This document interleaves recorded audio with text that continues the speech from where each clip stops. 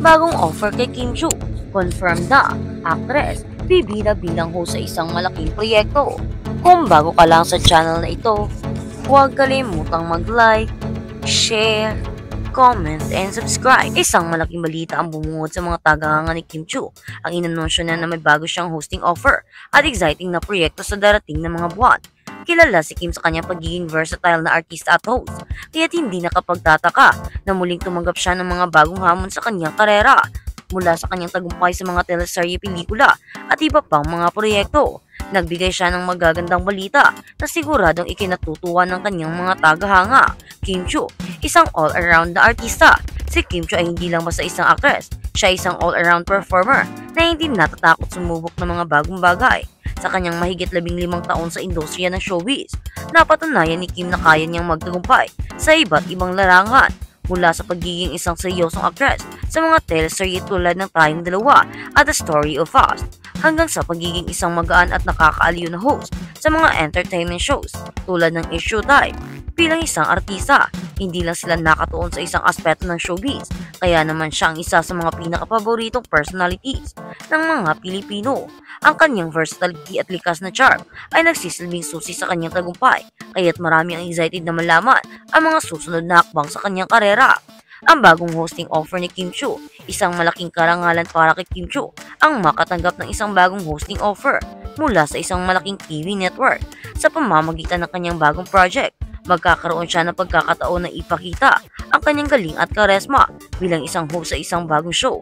Ayon sa mga ulat, ang bagong project ni Kim ay magbibigay daan sa kanya upang mas mapalawak pa ang kanyang audience at matutunan ang mga bagong aspeto ng industriya ng hosting.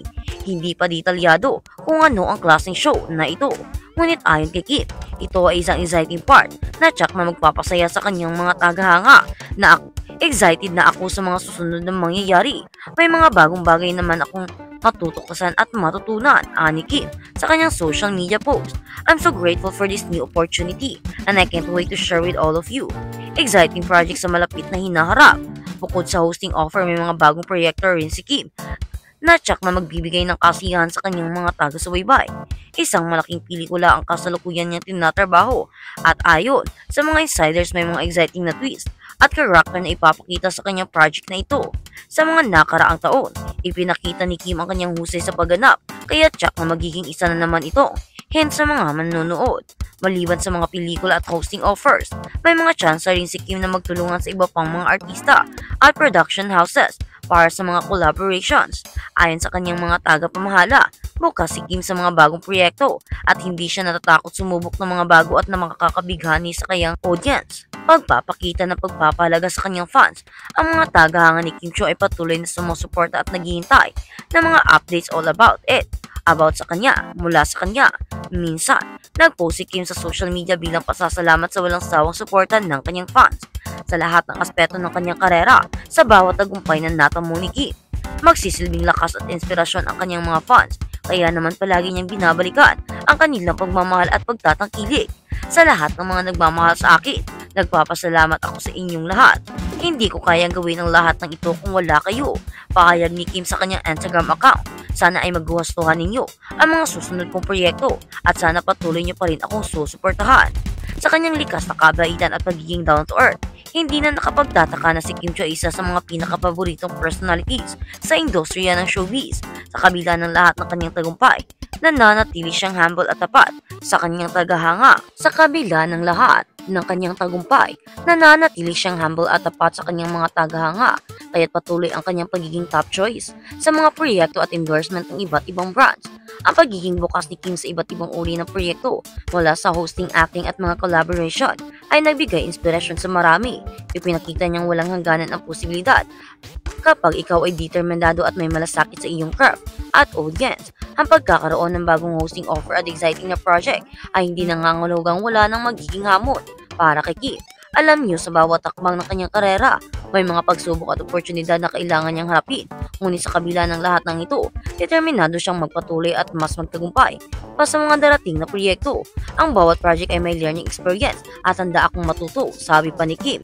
Sa mga susunod na panahon, ipagpapatuloy ko pa rin ang aking mga nasimulan at hindi ko kayo bibiguin. Hindi ko sasayangin ang mga suportang ibinibigay ninyo. Gagawin ko ang lahat para maging mas proud kayo sa akin, para masuportahan ninyo ako at para hindi ma-waste ang mga pagsusuporta niyo sa akin. Ipakikita ko sa inyo na deserve akong suportahan ninyo. Deserve ako sa pagmamahal na ibinibigay ninyo. Deserve ako sa lahat ng ibinibigay ninyo. Kaya hindi ko kayo bibiguin, aking mga fans. Ipapakita ko sa inyo at mamahalin ko pa rin kayo. Yan ang mga katagang binibitawan ni Kim Chiu dahil ayaw niyang isipin niya na hindi niya minamahal ang kanyang mga fans. Malaki daw ang kanyang pasasalamat dahil kung wala daw ang kanyang mga fans ay wala din daw siya sa kanyang pinapuntahan ngayon. Kung yun naman daw talaga ang totoo ay yun naman daw talaga. Wala naman daw ibang dahilan kundi ang mga fans. Dahil kung asan man siya ngayon ay panigurado dahil iyon sa mga suportan ng kanyang mga fans. Kaya wala nang dapat pang pasalamatan kundi ang kanyang mga fans. Isa lang daw ang sigurado, gagawin daw niya ang lahat. Gagawin daw niya ang lahat para ipakita na ang kanyang ginawa ay mas maganda para mas deserve ang suportang ibinibigay ng madla. At ayon na nga, mas pinagbubutihan pa ni Kim Chiu ang kanyang mga projects sa ngayon dahil nga punong-puno na siya ng mga bash. Punong-puno siya sa mga masasakit na salita sa ngayon dahil hindi naman natin maintindihan kung bakit ba nangyari kay Kim Chiu iyon. Hindi naman siguro siya gagawa ng masama pero bakit pa siya binabash? Ang iniintay ngayon ng mga fans, si Paolo Avellino. Ano kaya ang dapat gagawin ni Paolo Avellino? Ano kaya ang gagawin niya kung maririnig niya na ganun nga? Pinagsasabihan ng hindi maganda ang kanyang mahal sa buhay, ang kanyang minamahal na si Kim Chiu. Pinagsasabihan at pinagbabantaan. Ano nga ba ang gagawin ni Paolo Avellino? Mananatili ba siyang tahimik o tutulungan niya ang dalaga? O proteksyonan ba niya ito sa pamamagitan ng emotional protection or physical one? Ano nga ba ang gagawin ni Paolo Avellino? Habang si Kim Chiu naman, ano kaya ang ginagawa ngayon ng dalaga? Gayong marami na ang bash na kanyang natatanggap at marami ng mga hateful words, masasakit na salita na binabato sa kanya. Kaya naman marami ang mga fans din ang nagalit sa mga taong ganoon dahil bakit nila sinasaktan ang dalaga? Gayong wala naman daw itong kasalanan pero hindi nga natin alam kung ano nga ba ang dahilan. Kaya naman, at kung ano man ang mga totoo dito, still, suportahan pa rin natin si Kim Chiu dahil alam naman natin na magaling itong artista at sa kanyang lahat ng mga project ay sobra naman talagang maganda at makikita mo kung gaano siya ka-dedicated at kung gaano siya kagaling na artista. Wala talagang pintas. Kaya naman, anong nga ba ang dahilan para iba siya? Dahil lang sa mga bagay-bagay at mga salitang unconsciously, hindi naman niya sinasadyang gawin iyon at hindi naman niya sinasadyang sabihin iyon. Kaya bakit gano'n na lang siya ibas ng mga tao? Bakit gano'n na lang siya humusgahan? Bakit hindi nila muna ipa-explain si Kim Chiu? Bakit agad-agad nag-confuse la? Bakit hindi mo na nila pakinggan ang side ng artista at dalaga? Hindi naman na siguro sinasadya niya yun. Hindi naman siguro gagawin niya yun. At wala naman na siguro ibig sabihin ang mga ganoong bagay.